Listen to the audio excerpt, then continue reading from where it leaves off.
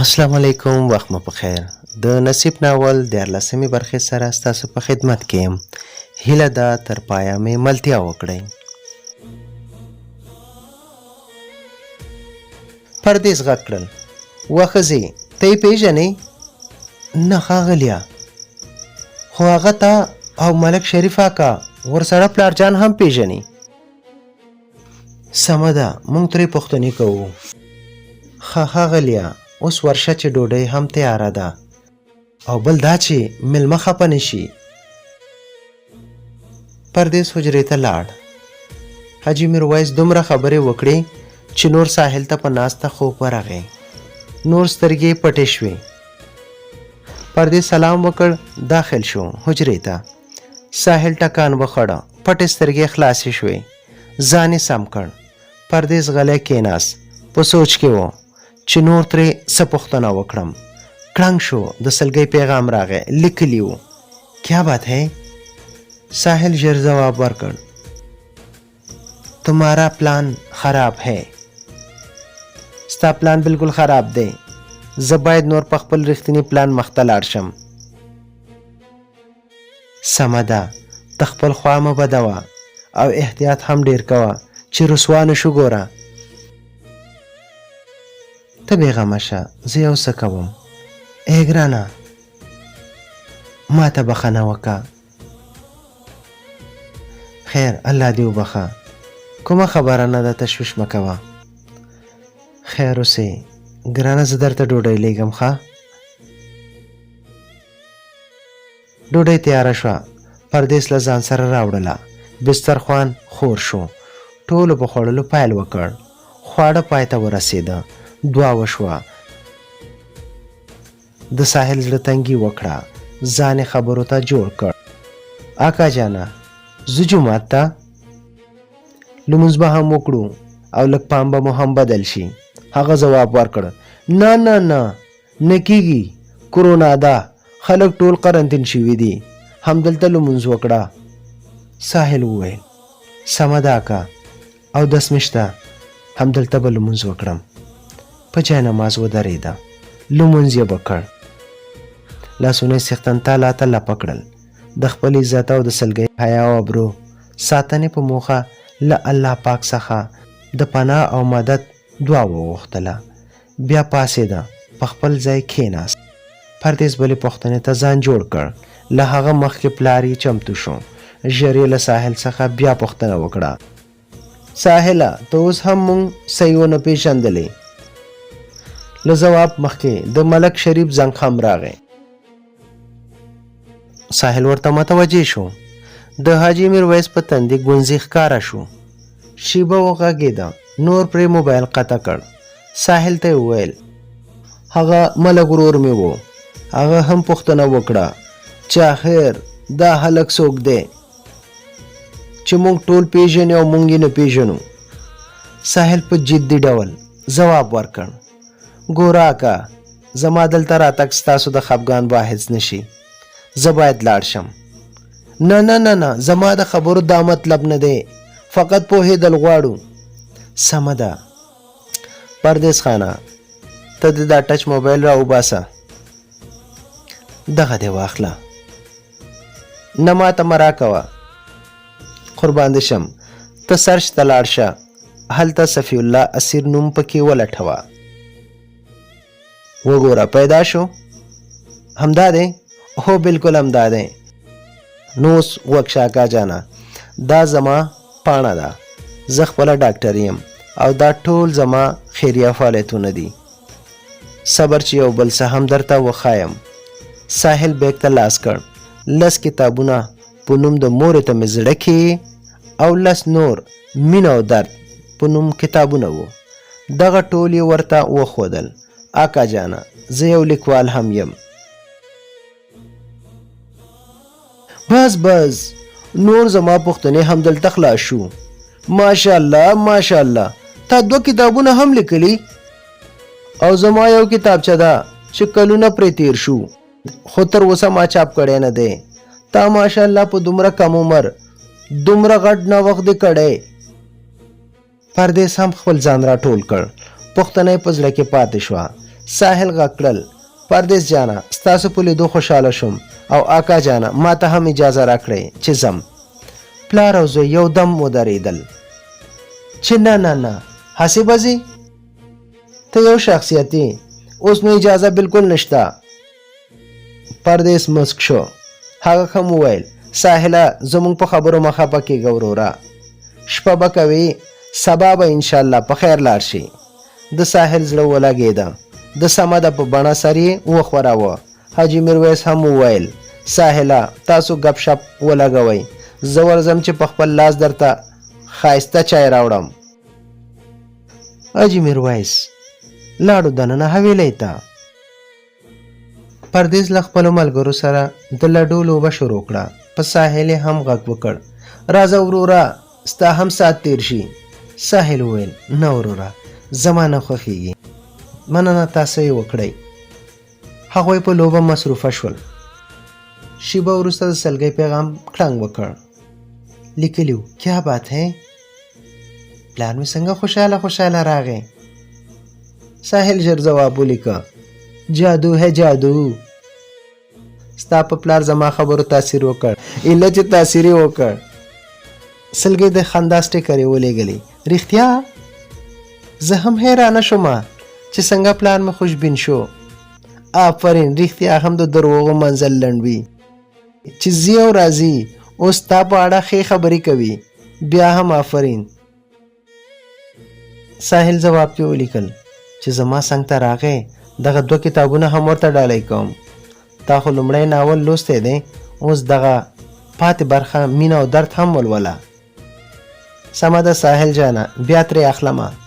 اوس پلار مې چای واخیست حجرې ته در روان دی. نور ساحل جواب ورنه کړ. پلار یې دننه راغی. په ډکه خوله خندا یې وکړه. ویلې ساحله زموږ په پښتنو خفه شوی نه اوسې، بخښنه کوه وراره. ساحل وویل نه هیله کوم اکا، کومه خبره نه ده. صبر چې جخت در سره کینم. ولې نه راځه اکا واخله دغه 2 کتابونه مې هم درته ډالۍ کړل. هیله د قبولې کړه. او مننه کوم ډاکټر صاحب، الله جل جلاله دې نور هم توفیق درکړي. مننه اکا جانا، انشاءالله دغه کتابونه دې لولم. مننه اکا ژوندی اوسې. شپې 12 بجې وې. سلګۍ خواشینې وه. په دغه ورځ د مېلمنو راتګ هم په قهر کړې وه. ساحل د اوږد سفر له امله ښه ستړی و.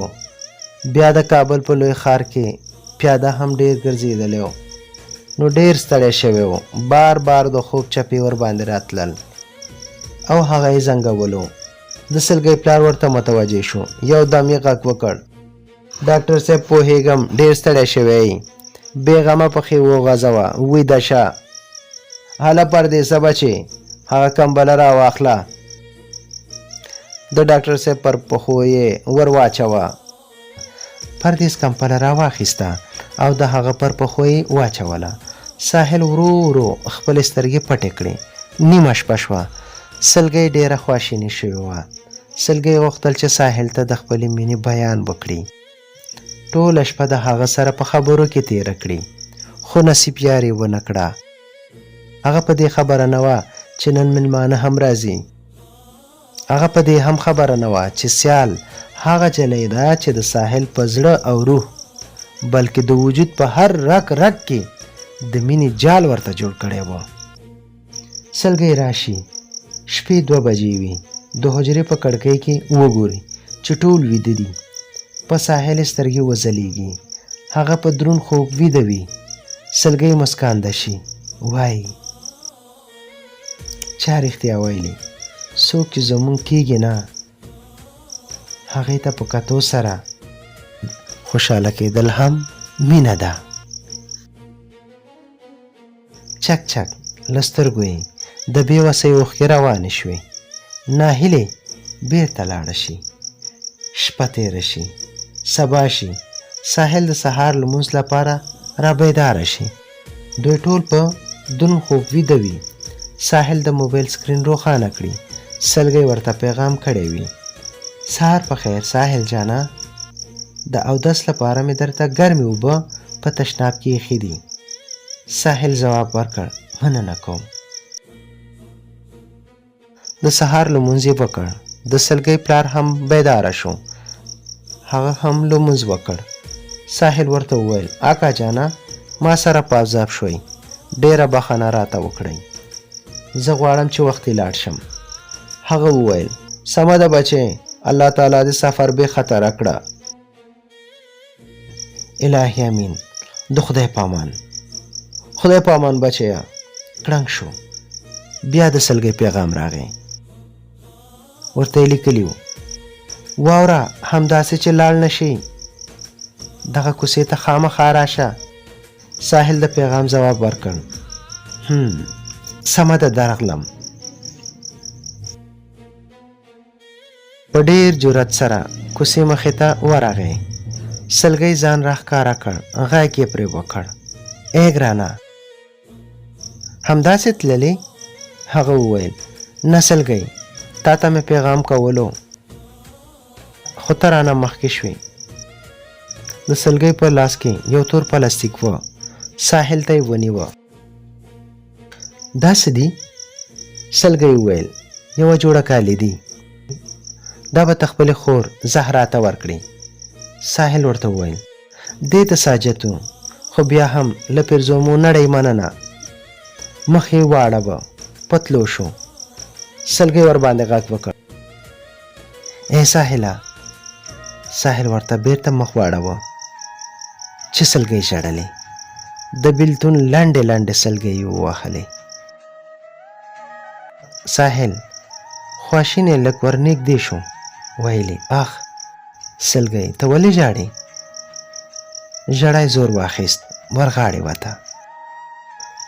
داسې غاړه یې ورکړه لکه چې د کلونو بیلتون یې لیدلی وي، لکه اوس چې بیرته له سره بیلیږي.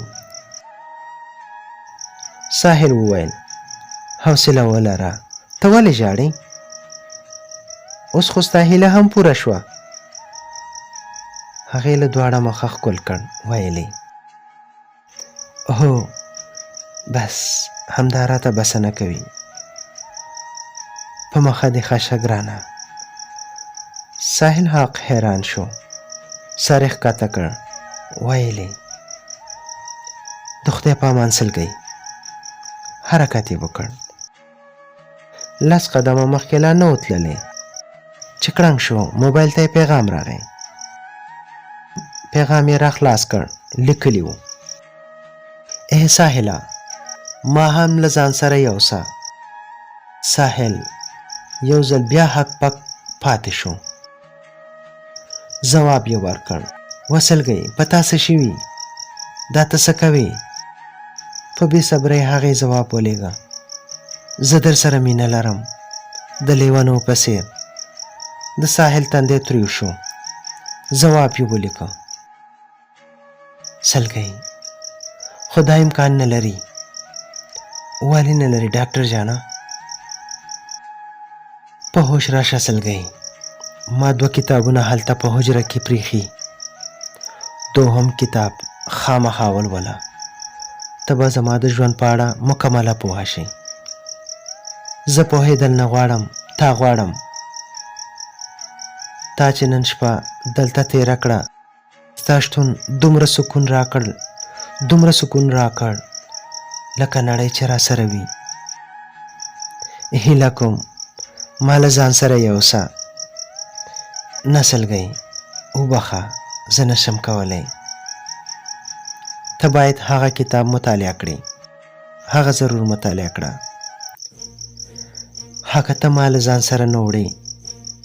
کم از کم له کوره مې وباسه یا مې په ښار کې پرېږده. زه په خپل کور کې نور ژوند نه غواړم. واه واوره سلګۍ، کور وي، بیرون د ښځو لپاره ځنګل دی. په ځنګل کې هر ډول ځناور ژوند کوي. ته غواړې د سپو او د ځناورو په منځ کې ژوند وکړې؟ پوهېږمه ساحله سخته ده، خو خو ته مې له ځان سره نه وړې که نه. واوره سلګۍ، زه بل چا سره مینه کوم او تر قیامته به ورسره لرم. ستا عزت په کور کې خوندي دی. د یوې پیغلې نجلۍ لپاره بې کوره ژوند کول له زهرو ډک وي. هېڅکله د کور پرېښودو سوچ هم مه کوه. خو د زړه سره نو څه وکړم ساحله، ګوره صبر ولره. نصیب کې چې څه وي هغه به درته رسیږي. ته کتاب ولوله، بیا راته زنګ ووهه. بیا چې ستا څنګه خوښه وي را سره شریک کړه. سمه ده ساحل جانه، زه بیا درته زنګ وهمه. په عذاب مې کړې ډېر وبخه. خدای دې وبخه سلګۍ، د الله په امان. الله دې ملشه و ډاکټر جانه، الله دې ملشه.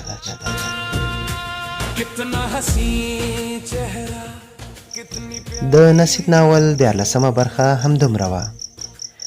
تر بیا چې 14مې برخې سره ستاسو په خدمت کې حاضرېږم، پاک الله مو مل شه.